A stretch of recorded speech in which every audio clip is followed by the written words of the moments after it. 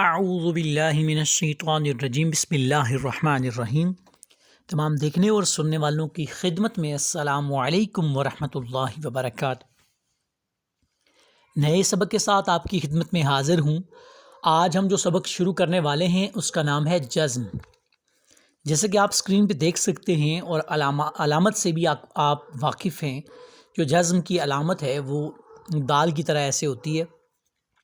بچے کو سمجھانے کے لیے آپ ایسے ہاتھ کی انگلیوں کو دال کی طرح کی شکل بنا کے تو آپ سمجھا سکتے ہیں کہ یہ جزم ہے۔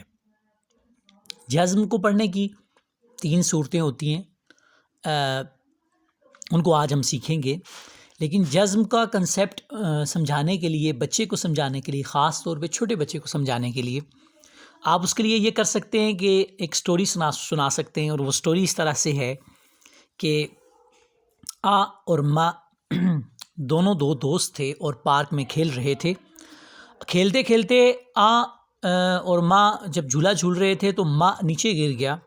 دونوں کے سر کے اوپر ایک زبر تھی اور زبر وہ ٹیڑھی ہو جاتی ہے، اور جب ماں نیچے گر جاتا ہے تو اسے سہارا دیتا ہے، سہارا دے کر اوپر اٹھاتا ہے تو ماں جو ہے وہ کے ساتھ مل جاتا ہے، تو یہ ہو جاتا ہے تو بچے کو جزم کا کنسیپٹ دینے کے لیے آپ اس طرح کی کوئی کہانی سنا کر تو سمجھا سکتے ہیں کہ جزم جس حرف کے اوپر آتی ہے وہ حرف ساکن ہوتا ہے، سکون کی حالت میں ہوتا ہے، اور اس سے جو پیچھے والا حرف ہوتا ہے اس کے ساتھ اس کو ملا کر پڑھا جاتا ہے۔ اگزامپلس 1-2 لکھی ہوئی ہیں، حل، سل وغیرہ۔ اس کے بعد آگے بڑھتے ہیں۔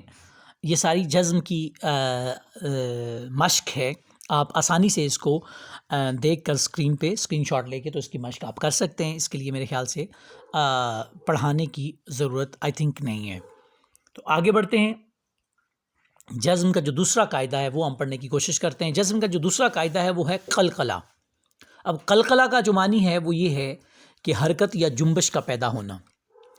یہ 5 حروف ہیں، ان کے اوپر اگر جزم آ جاتی ہے تو اس حرف کو پڑھتے ہوئے حرکت یا جنبش پیدا ہوتی ہے، یعنی وہ حرف اپنے مخرج سے ٹکرا کر واپس آتا ہے۔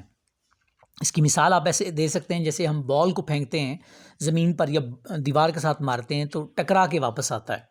تو ایسے ہی ان حروف کی آواز جو ہے جب ان کے اوپر جزم ہو تو اپنے مخرج سے ٹکرا کر واپس آتی ہے، اس میں جنبش یا حرکت پیدا ہوتی ہے۔ وہ حروف 5 ہیں، وہ ہے قاف، طا، با، جیم، دال۔ ان کو حروف قلقلہ کہتے ہیں۔ یہ جزم کو پڑھنے کی دوسری صورت ہے، یعنی یہ جب ساکن ہوتے ہیں، ان کے اوپر جزم آتی ہے تو آواز ان حروف کی آواز جو ہے اپنے مخرج سے ٹکرا کر واپس آتی ہے۔ اس کے لیے بھی سٹوری ایک سنائی جا سکتی ہے بچوں کو۔ آپ کہیں کہ قاف، طا، با، جیم، دال، یہ 5 دوست تھے، گاڑی میں جا رہے تھے، اور اچانک سے سپیڈ بریکر آتا ہے اور گاڑی بریک لگاتی ہے تو جھٹکا لگتا ہے، ان کو ایسے جمپ کرتے ہیں یہ 5 کے 5۔ تو اس طریقے سے آپ قلقلہ کا کنسیپٹ جو ہے وہ بلڈ کر سکتے ہیں۔ اب نیچے اگزامپلس دیکھیے، اب، اج، اد، اط، اق، یعنی جب اس حرف کے اوپر، یعنی ان حروف کے اوپر، ان 5 حروف کے اوپر جزم آتی ہے تو آواز اپنے مخرج سے ٹکرا کر واپس آتی ہے، ایسے لوٹ کے آواز جو ہے وہ دوبارہ واپس آتی ہے، تو اس کو قلقلہ کہتے ہیں۔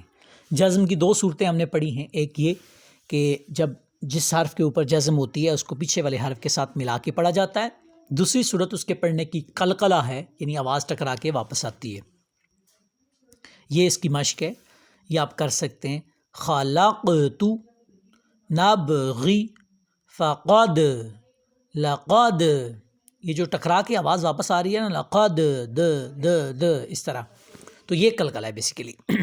عبد، قابلی، عدنی، عدلو، ان میں آپ مخارج کی بھی مشق کر رہے ہیں، حرکات کی بھی مشق کر رہے ہیں، زبر، زیر اور پیش کی، اور قلقلات کی بھی کر رہے ہیں۔ یہ یاد رکھیے گا، صرف یہاں پہ قلقلہ کی نہیں ہے، آپ مخرج کو بھی دیکھیں کہ حرف کو کہاں سے ادا کیا جا رہا ہے، اس کے ساتھ ساتھ جو ہے وہ قلقلہ کو بھی دیکھیں، اور زبر، زیر، پیش کو بھی۔ ہم نے یہ پڑھا ہوا ہے کہ زبر، زیر اور پیش یہ حرکات جن حروف پہ آتی ہیں انہیں نہ تو کھینچا جاتا ہے اور نہ ہی جو ہے وہ جھٹکا دے کر پڑھا جاتا ہے۔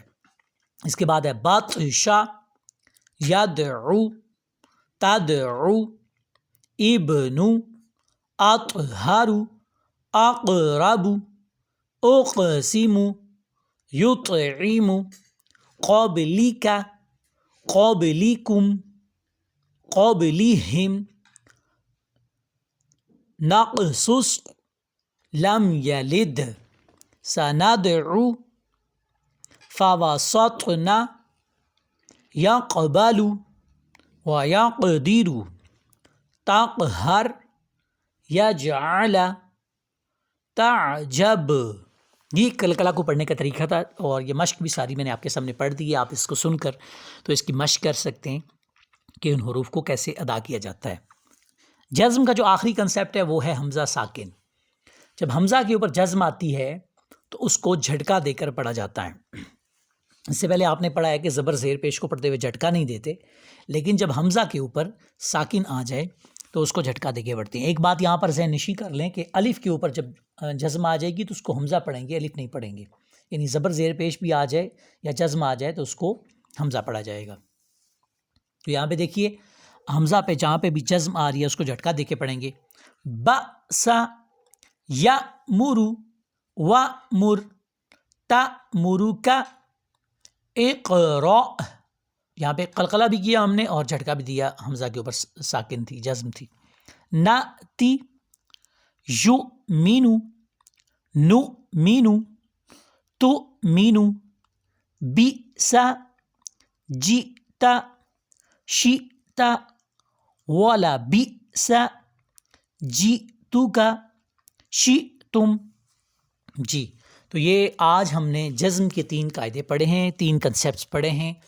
ان کو آپ یاد کیجئے گا، مشق بھی کیجئے گا اس کی، تاکہ آسانی سے آپ کو یہ سمجھ آ سکے. اس سے قبل ہم زبر زیر اور پیش پڑھ چکے ہیں، حروف تہجی پڑھ چکے ہیں، تو ان کی بھی مشق کرنے کے لیے آپ سابقہ ویڈیوز جو ہیں وہ ان کو دیکھ سکتے ہیں. تو اپنی دعاؤں میں بہت زیادہ یاد رکھیے گا. اللہ حافظ.